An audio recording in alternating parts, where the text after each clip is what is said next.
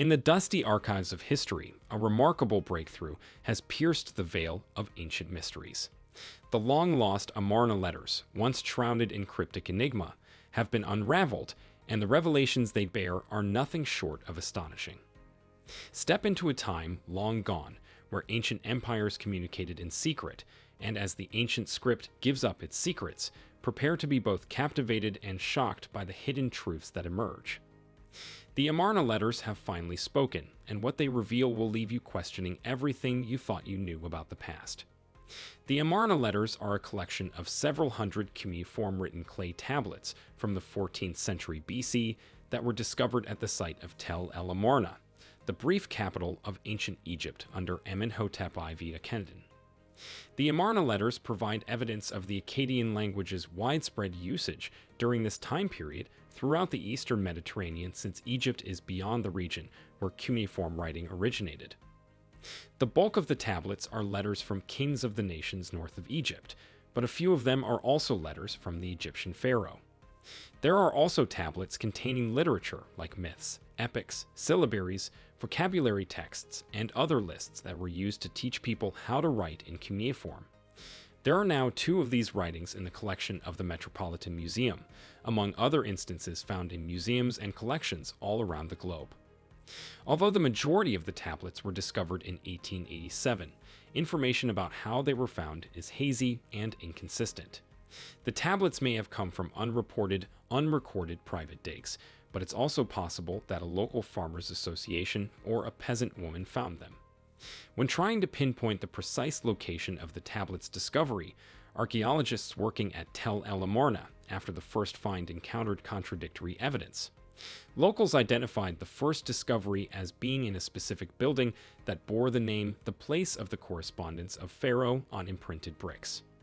In this administrative structure, a few pieces of letters and educational texts were discovered, but throughout the course of many archaeological excursions, tablets were also discovered in surrounding structures. All of these structures were a part of a larger administrative complex that was situated close to the royal palace in what is today referred to as the central city of Amarna, and it is probable that this is where the Amarna letters were found. The bulk of the Amarna tablets are composed of letters, which have been widely researched in contemporary times by academics with an interest in ancient history and international affairs. There are 2 distinct kinds of letters. The first kind consists of letters sent by kings who were vassals to the Egyptian pharaoh in the Levant, a region Egypt governed during the New Kingdom era. These kings write to the pharaoh in a subservient tone and report disputes with other Levantine kings, express worries about Egyptian administration, or talk about commerce and tribute.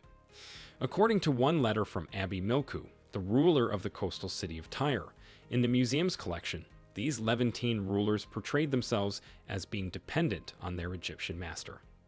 Letters from the rulers of other Levantine towns, from Ugarit in the north to Gaza in the south, are also found on the Amarna tablets in addition to the numerous letters that Abi Milku of Tyre sent. Letters from great kings who ruled over significant areas, like Mitanni, Assyria, Babylonia, and Hatti, make up the second category. These letters are quite different from those of the Levantine kings in both tone and subject. These kings speak in terms of equality, calling the Egyptian king a brother, and they discuss the exchange of gifts, including raw materials like gold from Egypt and lapis lazuli from contemporary Afghanistan, as well as exquisitely crafted luxury items ranging in size from small jewelry items to chariots, as well as more direct exchanges like royal marriages. The second letter in the museum's collection strangely claims to be the first communication between the king of Assyria and the king of Egypt. Yet the majority of the so-called great rulers of the Amarna letters could trace contact with Egypt back to their ancestors. Ashurbanipal I beg permission for his envoy to visit the king and his realm, while mentioning that his message is accompanied by presents of a chariot, 2 horses, and a magnificent lapis lazuli stone that have been intricately crafted. Abi Milku and Ashurbanipal, like earlier kings who wrote to the king of Egypt, aimed to accomplish distinct objectives. One practical, the promise of safety and protection, and the other ideological and status-oriented. These worries, however, were only voiced after a formulaic and occasionally ornate address that might have included the King of Egypt's titles, a reference to the sender's subject status in only vassal letters, and greetings for the king and his family in particular in letters from great kings. Probably as part of their training, scribes were taught these phrases. The Amarna letters were read aloud in the royal court, and as such, they should also be studied as ceremonial objects. Although the Amarna letters have been primarily studied as historical documents attesting to social and political developments in the ancient Near East, the letter's instructions to speak at the beginning of each letter imply that this was the case. Since Egyptian hieroglyphic writing was more picture-like, and letters were often painted onto papyrus with ink in a cursive script, clay tablets engraved in an abstract, wedge-shaped script would have been instantly identifiable as alien missives.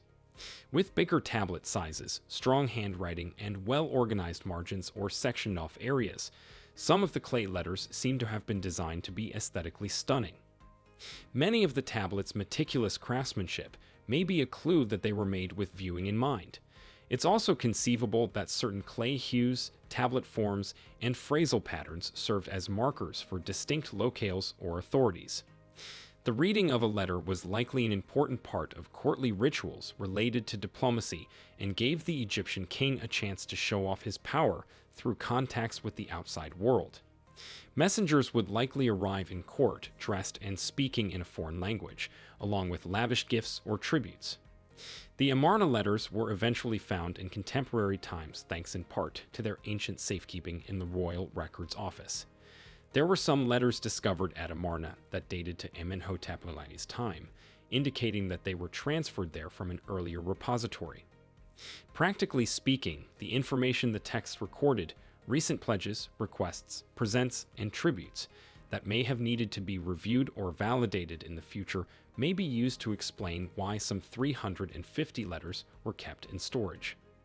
But the inscriptions may also have acted as physical reminders of communication with brothers and servants the Egyptian monarch would never have met, establishing significant political ties across great distances. There are 382 tablets that we are aware of, but they were not all discovered at the same time, so separate teams of archaeologists and academic institutions have uncovered different parts of them. Consequently, tablets are now widely used around the globe. Museums like the Vorderasiatisches Museum in Berlin, the British Museum in London, the Louvre in Paris, and the Egyptian Museum in Cairo all have examples of these on display. William Moran produced the first English translation of the 350 letters in 1992 CE. Since only the cuneiform version of the letter was accessible prior to the publication of his book, the Amarna letters, scholars from all over the globe may now readily examine the correspondence. A new version of the letters, edited by William M. Schneidwind and Zipporah Kokavi-Rainey, and published by Anson F. Rainey in 2014 CE, the EL-AMARNA correspondence contains cuneiform transcriptions, translations, and notes on the letters. Hopefully, we will see you in the next video.